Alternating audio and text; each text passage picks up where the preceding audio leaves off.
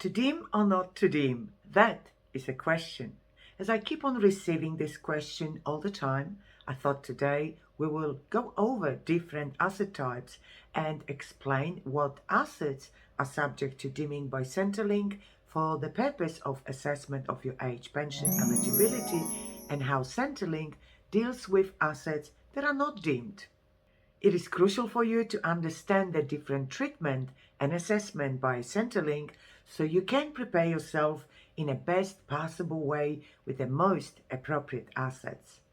My name is Katherine Isbrandt from About Retirement. I'm a certified financial planner and you are watching About Retirement TV, the place to get all the right information to be best prepared for your retirement or to improve your retirement if you are already there.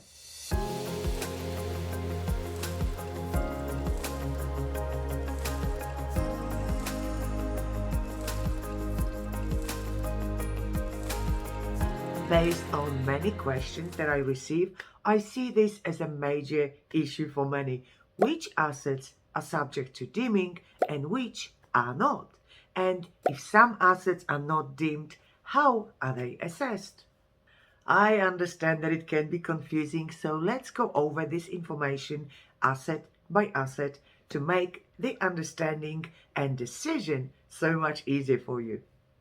Number 1, family home, your principal residence. You might think this is one asset that is just easy and straightforward. Well, in most cases it is, as a home is usually an exempt asset for income and asset test. So it is one asset we really like, as it can be worth a lot of money and yet has no impact on your age pension payment at all. But sometimes it isn't, and you better be well prepared for such eventuality. For full explanation about when your home might be subject to those tests, just watch my video, Is My Home Always Exempt from Age Pension? Number 2, cash in bank. Cash in your bank accounts is subject to deeming rules, but I still get many questions that are showing that deeming is misunderstood. So let's explain what deeming actually is and how it works. Deeming is the assumed rate of return on the value of your asset. The easiest way to explain is with some examples. Let's meet Steve. Steve is a single pensioner that has $100,000 in his bank account and he wonders how Centrelink would count his bank savings under deeming rules. While for singles, the first $56,400 is deemed to earn 0.25%, therefore $141 per annum, and the balance over that amount is deemed at 2.25%, therefore $981 per annum. So the total deemed income for Steve out of his $100,000 in a bank account is $1,122 per annum. And now let's meet David and Louise, who also have $100,000 in a bank account, but they are couple, not a single, but couple. Being a couple, their deeming rules are a little bit different, as their deemed income on the first $93,600 is deemed at 0.25%, therefore $234 per annum, and the balance of $6,400 is deemed at 2.25%, which is $144 per annum. Therefore, as a couple, their deemed income from $100,000 is $378 per annum. So how does this really work in practice? It means if your $100,000 earns less than the calculated deeming rates, that's really your bad luck. Centrelink will still count that level of return, whether you earn it or not. Well, if you don't, well, you better pick up your game and get the right return on your money. So you might think this is negative, but let's turn this around. If you are smart and you get a return of 3%, 4%, or 10%, or whatever it is, that is your good money management. Well, of course, not crazy with the financial risks, but from the point of view of asset test assessment, Centrelink will let you earn this return without penalizing you for being smart and getting higher returns than deeming rates. For more information about deeming rates, just watch this video, Age Pension Deeming Rates Unfair Rules. Number 3, shares. From the perspective of the age pension assessment, your shares are also subject to deeming rates, and this is a great example of an asset where you are able to earn a much higher income than just deeming rates, and yet you are not penalized for it. But beware, if you start reinvesting those dividends and grow the underlying asset, it will increase in value. Therefore, it will impact on asset test. And once your asset increase in value, so will your income under deeming rates. Number 4, superannuation. Any money in super is also subject to deeming rates once you pass the age pension age. The only exception is superannuation balance that you have with your younger spouse. And by younger spouse, I mean below the age pension age, where the superannuation balance is fully exempt and not counted under both income and asset test. I have made many videos about investing into super.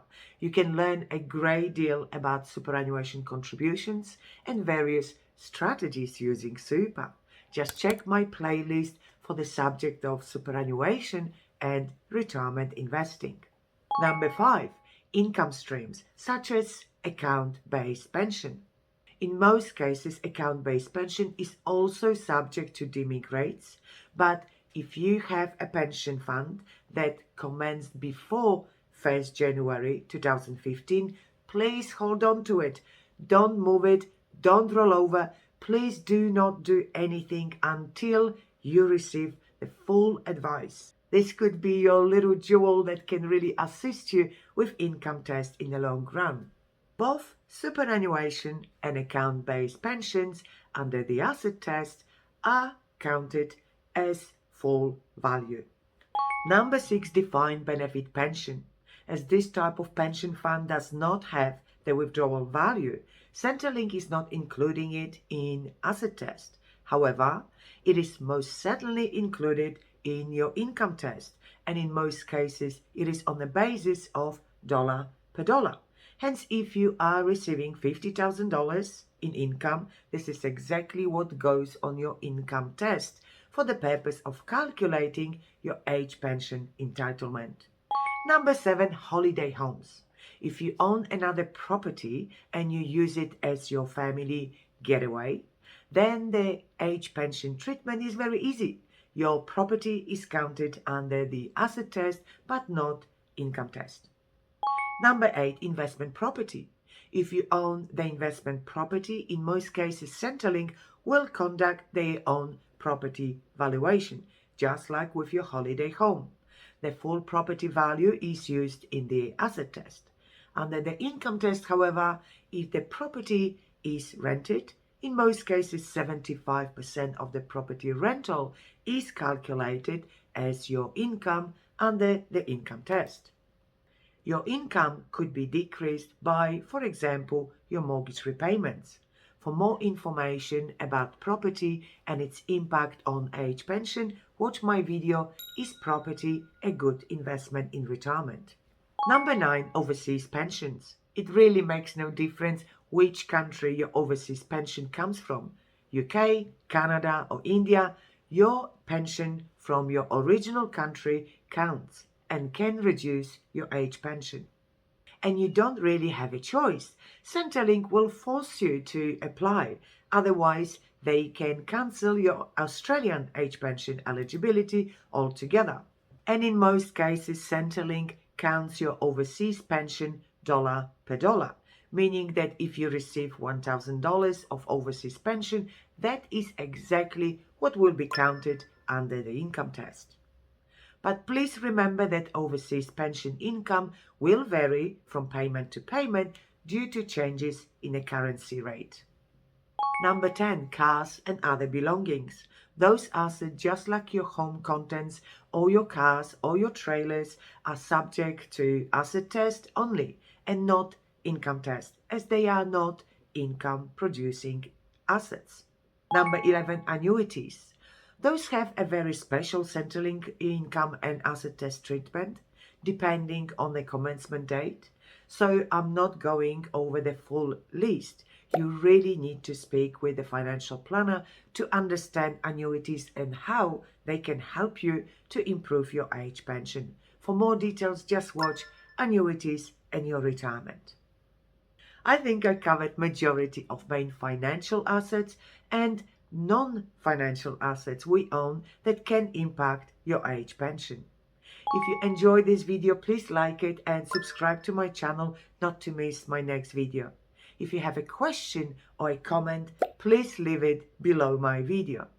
Also, don't forget to visit my website about retirement.com.au, where you can find lots of relevant information about superannuation, preparation for retirement, income streams, age pension, and investing, or so-called wealth management. While you are there, sign up for my newsletter to be kept up to date with all the changes in Australia that might impact your retirement. And now a short recommendation to watch further videos. Don't take your home exemptions for granted. Watch this video. Is my home always exempt for age pension? The second recommendation is annuities and your retirement. Can annuities help you in your retirement? If unsure, just contact me for a chat.